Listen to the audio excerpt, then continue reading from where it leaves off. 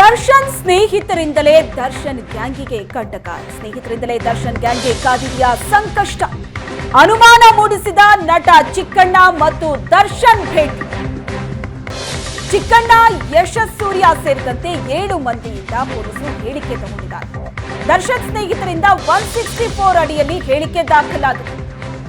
ಪ್ರಕರಣಕ್ಕೆ ಪೂರಕವಾಗಿ 7 ಮಂದಿಯಿಂದ ಹೇಳಿಕೆ ದಾಖಲಾಗಿದೆ. ಸ್ನೇಹಿತರಿಂದಲೇ ಹಾಗಾದ್ರೆ ದರ್ಶನ್ ಗ್ಯಾಂಗಿಗೆ ಸಂಕಷ್ಟ ಕಾದಿದೆಯಾ? ರೇಣುಕಾಸ್ವಾಮಿ ಹತ್ಯೆಗೂ ಮುನ್ನ ನಡೆದಂತಹ ಪಾರ್ಟಿಯಲ್ಲಿ ದರ್ಶನ್ ಜೊತೆ ಚಿಕ್ಕಣ್ಣ, ಯಶಸ್ ಸೂರ್ಯ ಸೇರಿದಂತೆ ಇನ್ನು ಕೆಲವರಿಗೆ. ಆ ಕಾರಣಕ್ಕಾಗಿ ಚಿಕ್ಕಣ್ಣ ಮತ್ತು ಯಶಸ್ ಸೂರ್ಯ ಸೇರಿದಂತೆ 7 ಮಂದಿಯಿಂದ ಪೊಲೀಸರು ಹೇಳಿಕೆ ತಗೊಂಡಿದ್ದಾರೆ.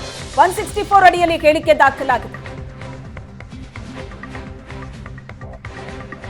ಈ ಬಗ್ಗೆ ಹೆಚ್ಚಿನ ಡೀಟೇಲ್ಸ್ ಕೊಡ್ತಾರೆ ನಮ್ಮ ಪ್ರತಿನಿಧಿ ಹರೀಶ್ ಸಂಪರ್ಕದಲ್ಲಿದ್ದಾರೆ. ಹರೀಶ್, ಹಾಗಾದ್ರೆ ಈ ಪ್ರಕರಣದಲ್ಲಿ ಏನಾಗ್ತಾ ಇದೆ ಅನ್ನುವಂತಹ ಕುತೂಹಲ ಇದೆ. ದರ್ಶನ್ ಸ್ನೇಹಿತರು ಕೊಟ್ಟಂತಹ ಸ್ಟೇಟ್ಮೆಂಟ್ ಏನು ಅಂತ. ಚಿಕ್ಕಣ್ಣ ಮತ್ತು ಯಶಸ್ ಸೂರ್ಯ ಇಬ್ಬರಿಂದಲೂ ಹೇಳಿಕೆ ದಾಖಲಾಗಿದೆ 164 ಅಡಿಯಲ್ಲಿ. ದರ್ಶನ್ ವಿರುದ್ಧ ಹೇಳಿಕೆ ನೀಡಿ ದರ್ಶನ್ ಭೇಟಿಯಾಗಿದ್ದಾರೆ ಚಿಕ್ಕಣ್ಣ ಅನ್ನುವಂತಹ ಮಾತು. ಸೊ ಈ ಭೇಟಿಯ ಹಿಂದಿನ ಕಾರಣ ಏನು, ಏನ್ ಬೆಳವಣಿಗೆ ಆಗ್ತಾ ಇದೆ? ಶ್ವೇತಾ, ಈಗಾಗಲೇನು ರೇಣುಕಾಸ್ವಾಮಿ ಕೊಲೆ ಪ್ರಕರಣ ಸಂಬಂಧ ಕಾಮಾಕ್ಷಿಪಾಳ್ಯ ಪೊಲೀಸರು ನಿರಂತರವಾಗಿ ತನಿಖೆಯನ್ನು ಮಾಡ್ತಾ ಇದ್ದಾರೆ.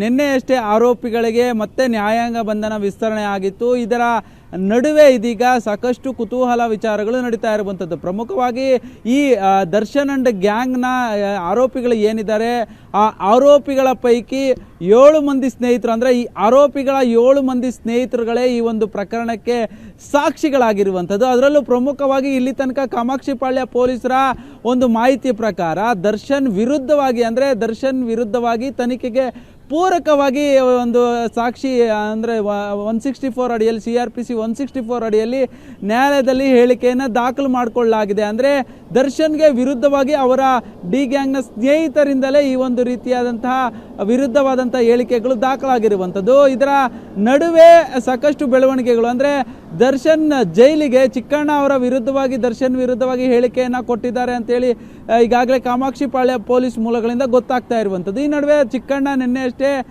ಪರಪ್ಪನ ಅಗ್ರಹಾರ ಜೈಲಿಗೆ ತೆರಳಿ ಅವರನ್ನು ಭೇಟಿ ಮಾಡಿರುವಂಥದ್ದು. ಹಾಗಾದರೆ ಚಿಕ್ಕಣ್ಣ ಯಾವ ಕಾರಣಕ್ಕಾಗಿ ಭೇಟಿಯಾದರು?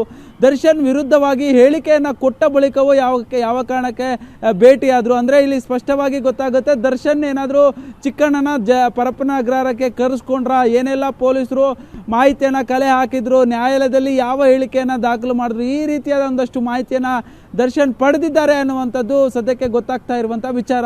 Shweta. Yes, thank you Harish ನಿಮ್ಮೆಲ್ಲ ಡೀಟೇಲ್ಸ್ಗೆ.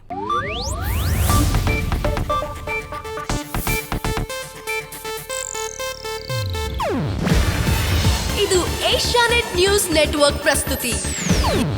ನೀವು ನೋಡ್ತಿದ್ದೀರಾ ಏಷ್ಯಾನೆಟ್ ಸುವರ್ಣ ನ್ಯೂಸ್.